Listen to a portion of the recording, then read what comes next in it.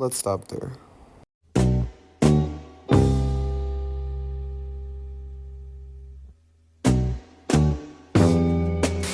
Hate is an emotion with a strong memory.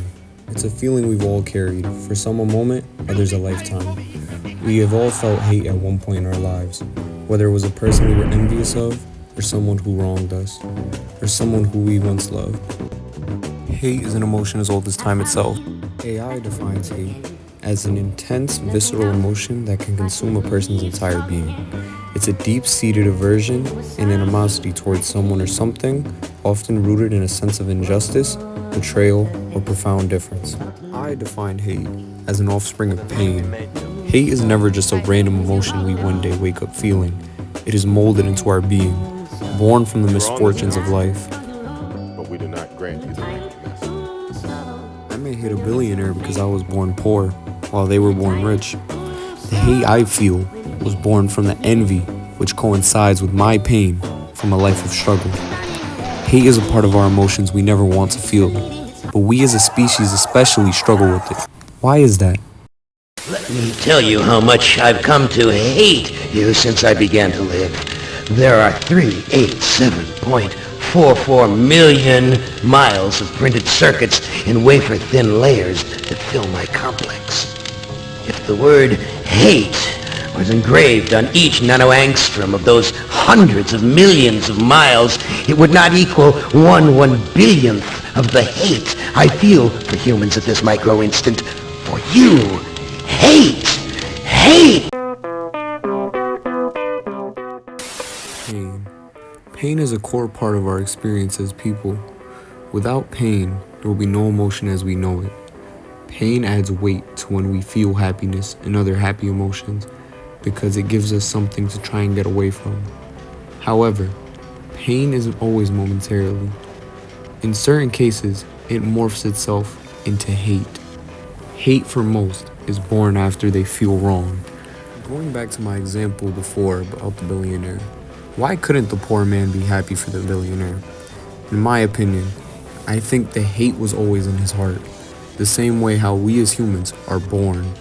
Hate is molded in our minds as we are in the womb. It builds after more and more pain till it's the only thing you feel, or worse, till your own hatred becomes the only thing others feel towards you.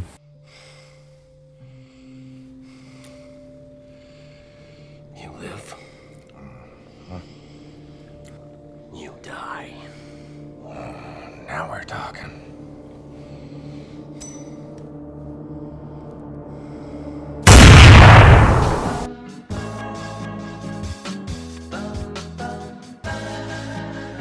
When I was in 9th grade, a friend of mine told me about the death of his mother.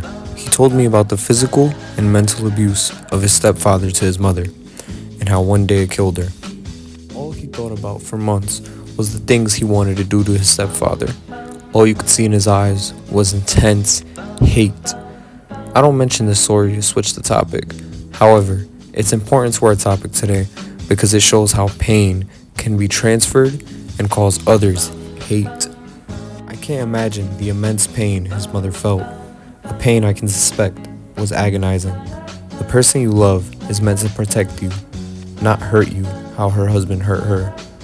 When you feel such a deep, agonizing pain, the ones you love will feel it too. An example of this is when his mother died, I felt sad knowing he was hurting. That's what I believe my friend felt. I believe his mother's pain was the seedling to which his hate was born. I use this as an example, but think about it for a second. Look at how many people hate Benjamin Netanyahu for the war in Iran. Moving forward, hate is always described as wrong, not okay or necessary. But aren't these examples warranted? I mean, if my mother was murdered, I wouldn't stop until the perpetrator felt my pain. And I know many others agree. So why is hate perceived as wrong? You know, I got all this shit hanging over my head. But you off trying to start a war with our partners. The nigga diss me every time I see him. Acting like he the one in charge and shit. In Compton, he is the one. You lose. Every time you bite with that nigga, and I'm the one that pays for it. And you gonna get off his corners, You gonna leave his people be? Or you the one that's gonna find yourself a new plug? You don't mean that shit? The fuck I don't. I built this shit. Me. Brick by brick. And I'll be damned if I let you tear it down just cause you don't like the way another nigga talk.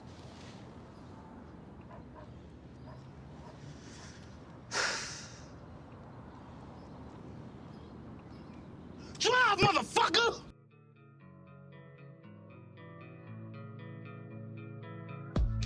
So I've deeply stated how hate is born from pain, but what I haven't mentioned is what hate does. Hate causes violence, isolation, and worst of all, it takes up space to heal. Hate's core difference from anger, envy, and dislike is that it was a conglomerate of all of them. Hate is born from many emotions. While I've honed in on pain, it's also a child of anger, envy, disgust, and spite. It takes the rage from anger, the jealousy of envy, the ill of disgust, and its bitterness from spite. Hate combines all of these negative emotions into itself and causes chaos in your mind. Most people who feel hate go through a cycle I've created. It starts with isolation from the subject, then anger towards it, and the last part is violence. An example of this cycle are school shooters. They start off isolated in school, then they feel angry in the establishment until the worst occurs. Do you understand what I'm showing you? Do you understand why as humans we attempt to suppress hate? It's not only one of our strongest emotions, it's unique in the way that it can alter our lives in only negative ways. However, not everyone goes through the cycle. But how do some escape early from the disease known as hate? You don't understand, yo. I ain't got no fucking chains on me, man. Hey. I'm free. Free from all of it. My fucking way, not yours, and not theirs.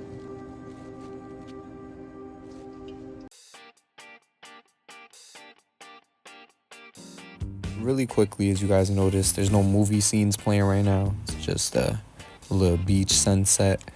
I'm gonna keep it like that for the rest of the video because this part is really important and I wanna, have nothing to distract from the core message of the whole video. So yeah, let's dive into how to escape hate. The best way to describe hate is as something we understand more, like addiction. When you develop addiction, the effects start small and gradually evolve until it ruins your life. However, you can fight addiction just as you can fight hate. The easiest way to fight it is to not let it develop at all. Obviously, that's cliche and not very easy, but it is extremely doable. When you are deeply wronged, you must not let yourself succumb to the negative emotions. Obviously, you can, feel them. You're a person just like me. Things hurt, but you can't let them control you. The beauty of being human is our complex emotions. If you're feeling one and it's negative for a long period of time, go do something fun. Talk to, your close friends, family, or better yet, go to therapy. If you're too late in the cycle, the options are much thinner and harder. But if you want to change, that shows redemption. That's a great first step. Just like the solutions, before, you can go to therapy. Unlike what I listed before, if you're this far, to my knowledge, there's only one other thing you can do. Seek closure. Whoever or whatever you hate, seek closure. Find something to just end whatever the relationship is between you and them. At the end of the day, only you can heal yourself, not anyone else. So please, try. If you made it this far in the video, I just want to say thank you for watching. That really helps a lot. Thank you for the support. If you did actually enjoy the video and didn't just have it playing in another tab, like, subscribe, Or if anything, just comment down below if you took anything from this or anything you want to share, really. I don't know. Thanks.